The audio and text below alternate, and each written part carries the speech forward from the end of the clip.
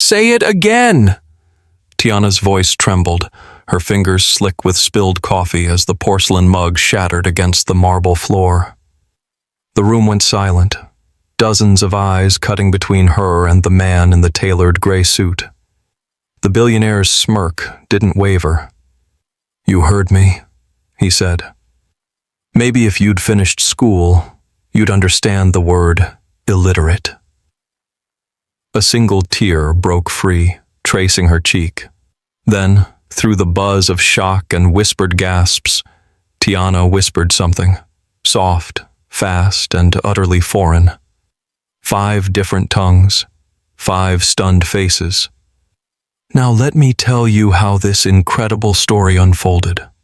Subscribe, share your heart in the comments, and tell me where you're watching from, because your support keeps these stories alive. Now, let's begin. The heat rose off Scottsdale's streets in shimmering waves that late afternoon. Inside the copper cactus grill, the AC hummed, fighting the desert sun while country music drifted through the speakers. Tiana Brooks balanced 3 plates on one arm, her curls tied up in a bandana, her mind replaying her daughter's voice message from that morning.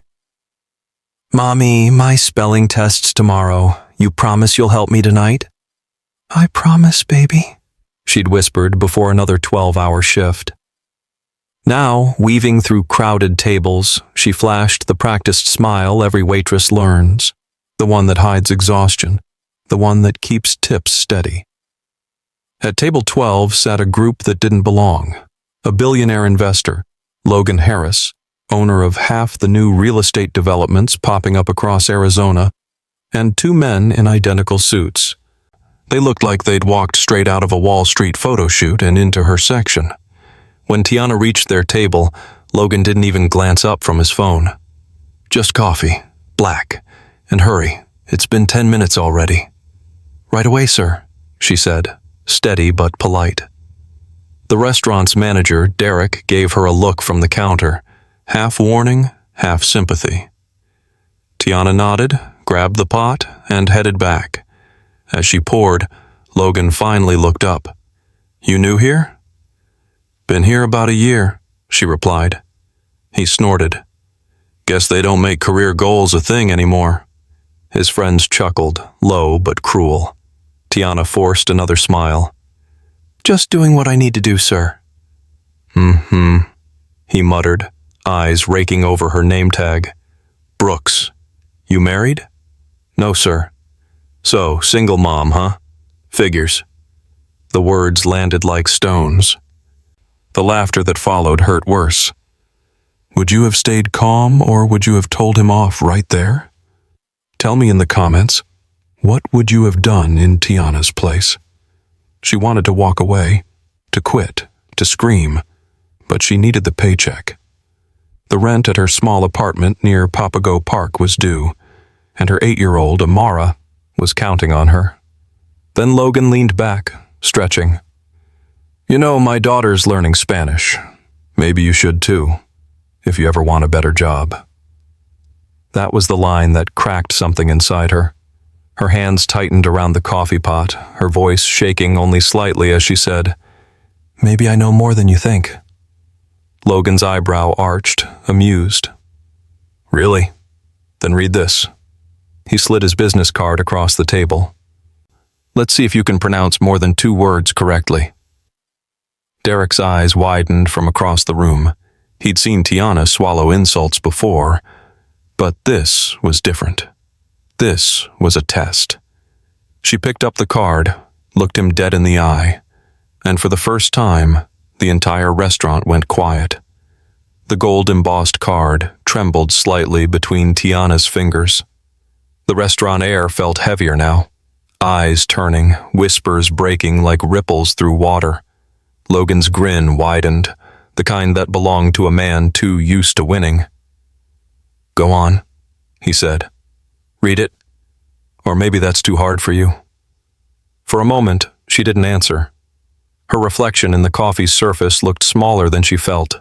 Just a single mom in a faded uniform, standing before a man who owned half of Arizona's skyline. Then she smiled. Not the polite kind, the quiet, knowing kind that comes from a deeper place. "All right," she said softly, and she began to speak. "Logan Harris, founder and CEO of Harris Global Developments," she said in perfect English, then repeated the same line smoothly in Spanish. "Logan Harris, fundador y director ejecutivo de Harris Global Developments." French. "Logan Harris, fondateur et président directeur général de Harris Global Developments." Italian. "Logan Harris, fondatore e amministratore delegato di Harris Global Developments." When she reached the Mandarin, her tone softened, musical and precise. The last syllable hung in the air like a melody before dissolving into silence. Mandarin Chinese. "Luogen ha li si. Ha li si huan qiu fa zhan de chuang shi ren jian shu xi zhi xing guan. Luogen ha li si. Ha li si huan qiu fa zhan de chuang shi ren jian shu xi xing guan. Each language rolling off her tongue with flawless rhythm. Forks paused mid-air. Derek's jaw dropped near the register. No one breathed. Logan blinked, his smirk faltering. What the hell was that? Tiana set the card gently on the table. "That was me proving I can read, Mr. Harris, in 5 different languages." His friends shifted awkwardly. One muttered, "Damn." The silence that followed was louder than any insult. Behind her, a small group of regulars had started clapping softly, one, then another, until half the restaurant was applauding. Tiana didn't bow, didn't gloat. She simply picked up the empty coffee pot, her hands steady now, and turned toward the kitchen. But as she walked away, Logan called out, "Wait!" She stopped, spine straight. "Where'd you learn all that?" She looked over her shoulder. "From life, sir. Not from privilege." The room seemed to exhale at once. She didn't wait for his reply. She walked straight into the kitchen, chest heaving, hands trembling now that the adrenaline had started to fade. Inside, Derek met her eyes. "Tiana, that was... I don't even have words." She laughed shakily. "Guess I found mine." Outside, Logan Harris stared at the door she disappeared behind. Something had cracked inside him too, but he didn't yet know it was the beginning of a change that would haunt and humble him. Have you ever been underestimated, only to prove everyone wrong? Share your story in the comments. I want to know who's been through what Tiana just faced. As Tiana leaned against the counter, trying to steady her breath, her phone buzzed in her apron pocket. Amara's voice again, soft and sweet. "Mommy, I saved you a seat at the spelling bee tomorrow." Tiana's eyes welled. She smiled through it. "I'll be there, baby, no matter what." What she didn't know was that this humiliating moment, the one meant to crush her, was about to catapult her life into the most unexpected turn she'd ever imagined. Because Logan Harris wasn't finished with her yet. The next morning, the Arizona sun spilled over Camelback Mountain, painting the horizon gold. Tiana's beat-up Honda Civic coughed awake as she drove Amara to school, the little girl humming in the back seat. "Mommy, when I grow up, I want to speak 7 languages like you," Amara said proudly, clutching her backpack. Tiana smiled. "Then I'll make sure you do, baby." She kissed her forehead, dropped her off, and watched her disappear into the crowd of kids. That moment, her daughter's joy, was her anchor in a world that too often reminded her of where she came from. Back at the Copper Cactus Grill, Derek called her into the office. "Tiana, you might want to sit for this," he said, pushing a piece of paper toward her. It was an official letter. Harris Global Developments, printed neatly at the top. Her stomach tightened. "What is this?" "Apparently, Mr. Logan Harris himself called this morning," Derek said. "He's hosting a private charity event this weekend at his estate in Paradise Valley, the Silverleaf Mansion, and he requested you personally to help coordinate catering." Tiana blinked. He requested me? Derek nodded. Said he was impressed. She almost laughed. That's one word for it. Derek's smile was gentle. It's double pay for the weekend. I know you could use it. Tiana hesitated, then exhaled. All right, I'll do it. Saturday night arrived like a scene from a dream. The Silverleaf Mansion gleamed against the desert skyline, white stone walls, arching lights, and fountains whispering over marble. Tiana stood among the catering staff in her crisp black uniform, trying to ignore the swarm of luxury cars pulling up the drive. When Logan appeared at the top of the stairs, wearing a tailored midnight blue suit, he looked different. Not smug, not cold, just thoughtful. Their eyes met across the crowd. He approached slowly. Ms. Brooks. She straightened. Mr. Harris. I owe you an apology, he said quietly. Yesterday, I was out of line. Her expression didn't soften. You were cruel. I know. He hesitated. That's why I wanted you here tonight. Not to serve. To listen. Her brows knit. To what? To a proposal. Before she could respond, a staff member brushed by, and Logan stepped aside, gesturing toward the private terrace. 5 minutes, please. Something in his voice stopped her. Humility, maybe? Curiosity tugged harder than pride. So, she followed. Have you ever faced someone who wronged you, and they surprised you by apologizing? What did you do? Let me know in the comments. The terrace overlooked the city, the desert air warm and humming with crickets. Below, guests in glittering gowns laughed beneath fairy lights. Up here, the silence felt sacred. Logan loosened his tie. I built this place because I thought success meant height, being above everyone else. But the higher I got, the lonelier it felt. Tiana folded her arms. So what does that have to do with me? He turned to her, eyes uneasy. Yesterday, when you spoke those languages, it reminded me of someone I lost. My mother. She was a waitress, too. Taught herself French and Spanish from cassette tapes. I treated her like you saw me treat you. Tiana's breath caught. She passed? 10 years ago. I never said sorry. His voice cracked. When you looked at me yesterday, it felt like she was staring back, disappointed. The vulnerability in his face made it hard to keep her anger burning. She exhaled slowly. People like me. We don't usually get apologies from people like you. He nodded. Then maybe I'm starting over. For a long moment, the only sound was the wind brushing the palm trees. Then he added, almost shyly, I'm funding a new language education program for single parents. I want you to run it. Tiana blinked. Me? Why? Because you live what I'm trying to teach. Resilience. You didn't just embarrass me, you woke me up. She stared out at the city lights. Her life had been about survival, never possibility. Now, here was an offer that sounded impossible. You don't even know me, she whispered. I'd like to, he said quietly. Before she could answer, the door burst open. Derek rushed out, breathless. Tiana, I've been calling you. It's Amara. The school just phoned. She fainted during rehearsal. They took her to Scottsdale Memorial Hospital. The tray slipped from Tiana's hands, crashing to the stone. What? She was already running down the stairs, tears cutting through her makeup, heart pounding against the desert night. Logan followed close behind, shouting for his driver. Get the car, now!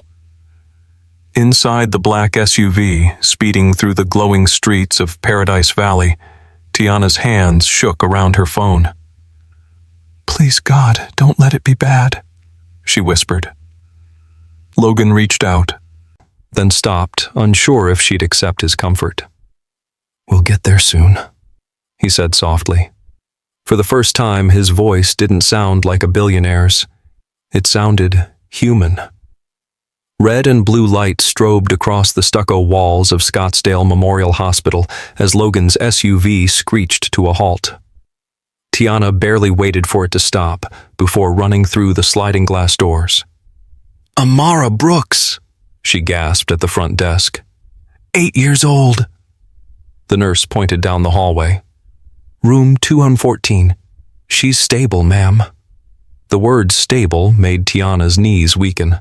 She stumbled forward until she saw her daughter through the glass, small body hooked to monitors, eyelids fluttering, a tiny oxygen tube looped around her face.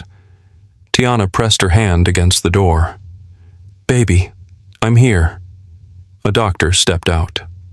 "Ms. Brooks, Amara's fine now." Heat exhaustion mixed with dehydration. Nothing permanent, but we want to keep her overnight. Tiana nodded, tears spilling freely. Relief hit so hard it hurt. Behind her, Logan hovered in the hallway, unsure if he was welcome. The sterile light made him look older, stripped of power. When Tiana turned, she didn't see the arrogant man from the restaurant. She saw a fatherless boy haunted by guilt. "Why are you here?" she whispered. He swallowed. "Because I couldn't let you face this alone." She wanted to tell him to leave, to keep her life simple. But exhaustion stole the words. "You don't owe me anything." "I owe you respect," he said. "And maybe more." They sat in silence by Amara's bed, the rhythmic beep of the monitor filling the gaps where words should have been. Tiana brushed her daughter's hair, murmuring, "You scared me." "Sunshine." Amara stirred. "Mommy? I'm right here, baby." She smiled through tears. "Rest." Amara's gaze drifted to Logan. "Who's that?" Tiana hesitated. Friend." Logan managed a small smile. "Hey, champ, you made the whole hospital talk about you." The girl giggled weakly. "Mom says I get that from her." The sound loosened something in Logan's chest he hadn't realized was locked. He looked away quickly, blinking. Hours later, the hallway outside the room was quiet except for vending machine hums and the squeak of nurses' shoes. Tiana found Logan staring at a row of family portrait photos on the wall, laughing parents and children captured in softer times. "She's strong," he said without turning. "Reminds me of someone." "Don't romanticize my struggle," she replied. "You go home to a mansion. I go home to past due bills." He nodded, accepting the hit. "You're right, but strength's strength, no matter the zip code." Tiana sighed, leaning against the wall beside him. "You know what it's like, watching people look at you and only see where you came from?" He met her eyes. "Every day. Money didn't change that. It just gave people new reasons to judge." She frowned, surprised. "You? Judged?" "Born poor. My father left when I was 12. I built everything to prove I was worth something." He let out a shaky laugh. "Turns out, worth can't be bought." The honesty cracked through her anger. She studied him, the man who had humiliated her now confessing to the same loneliness she'd carried all her life. "Maybe you're not the monster I thought," she said quietly. "Maybe you're not the waitress I thought," he answered. Their eyes lingered a second too long, until the door creaked open and a nurse stepped out. "Visiting hours are over." Tiana nodded, then looked at Logan. "You should go. You've done enough." He hesitated. "Tiana, the program offer still stands. I want to sponsor you. Salary, training, the works." Her pulse jumped. "Why me?" "Because the world needs to hear you," he said. "And maybe I need to make amends by helping someone like the woman I failed."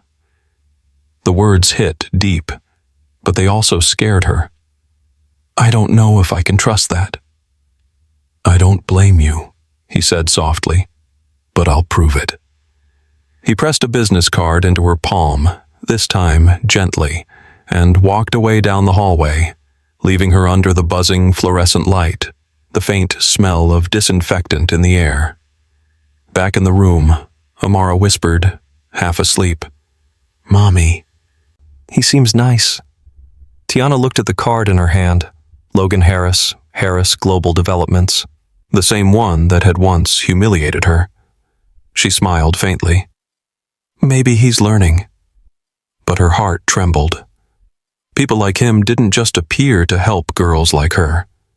Something bigger was unfolding, and she wasn't sure whether to open the door or run from it. Outside, the desert wind howled against the hospital windows, carrying a promise neither of them yet understood. 2 months later, the desert had started to cool. Autumn light poured across Phoenix Skyline Community Center, where folding chairs filled a hall that used to smell of dust and floor polish. Today, it smelled of hope and coffee. A new sign hung over the podium. The Brooks Initiative. Language opportunities for single parents. Tiana adjusted the microphone, nerves dancing beneath her calm. In the front row sat Amara, her hair in neat braids, grinning wide. Beside her, to everyone's surprise, sat Logan Harris. No suit, no entourage, just jeans and a pressed shirt. She cleared her throat. 2 months ago, I was serving coffee at the Copper Cactus Grill. I thought life had already decided who I was. But someone tried to tell me I was illiterate, and instead of breaking me, it reminded me what I'd forgotten, that I have a voice. A quiet murmur rolled through the crowd. Cameras clicked. Local news had picked up the story of the billionaire and the waitress who turned humiliation into opportunity. Tiana looked at Logan. And sometimes, the people who hurt you can become the people who help you, if they're willing to change. Logan rose, joining her on stage. She taught me that education isn't measured by diplomas, but by empathy. Everything you see here, every class, every scholarship, started with one woman refusing to stay silent. Applause swelled. Tiana's eyes shimmered. Later, as the crowd thinned and reporters packed their gear, Logan found her outside beneath a line of string lights. The evening breeze carried the scent of creosote and desert rain. "You did it," he said. "We did it," she corrected, "though I'm still waiting for that proof you promised." He smiled, hands in pockets. "How about I keep showing up?" She tilted her head. "To meetings or to me?" He met her gaze. No arrogance, no games. "Both." For the first time, she didn't look away. "Then show up tomorrow. Amara's spelling bee at 8 a.m. He laughed softly. "Wouldn't miss it." The next morning, the cafeteria at Papago Elementary buzzed with parents and the clatter of folding chairs. Amara stood at the microphone, tiny hands gripping the sides. Her word, redemption. REDEMPTION, she spelled, voice steady. Cheers erupted. Logan joined the applause, whistling loud enough to make Amara giggle. When the trophies were handed out, Amara bounded into Tiana's arms. "Mommy, did you see him clap for me?" Tiana smiled. "I did, baby. Maybe people can change after all." That evening, Logan drove them home. The city lights glittered behind them as they turned toward the modest neighborhood near Papago Park. Tiana glanced out the window. "You know, for years I thought people like you lived in another universe." "Maybe I did," he said quietly. "But the view's better down here." They both laughed, an easy, real laugh that carried the sound of something new beginning. When he dropped them off, Amara leaned over the seat. "Mr. Logan, can you come to my Spanish class next week? We're learning colors." "Only if you promise to teach me one," he said. She grinned. "Deal." After she skipped inside, Tiana lingered at the curb. The desert wind brushed through her curls. The night hummed with crickets and distant highway sounds. "I don't know where this goes," she said softly. He reached out, not to grab, but to offer his hand. Maybe somewhere worth reading, in every language you know. She took it. A few months later, a short video clip of Tiana's original restaurant confrontation hit the internet again, this time ending with footage from the Brooks Initiative ribbon cutting. Caption: From waitress to founder, when respect speaks 5 languages. Comments flooded in. This gave me chills. I'm crying. Justice looks like this. Faith in humanity restored. Tiana watched the views climb past 2 million. She set her phone down, turned to Amara and Logan laughing over pancakes, and smiled. Sometimes the world doesn't hand you miracles. Sometimes it hands you a moment, and you decide what language your comeback will speak. Have you ever had a moment that changed the way you saw yourself or someone else? Drop it in the comments. Your story might be the one that gives someone else the courage to stand up and speak. Thank you for staying until the end of this story. If even a single moment, a look, or a word touched your heart, don't just scroll away. Tell me in the comments where you're watching from and what part made you feel the most. Your words, your support, they're what keep this family of stories alive. Subscribe so you don't miss what's coming next. The next story is even deeper, more powerful, and trust me, you won't want to miss it. Click the video on your screen. Your next story begins there.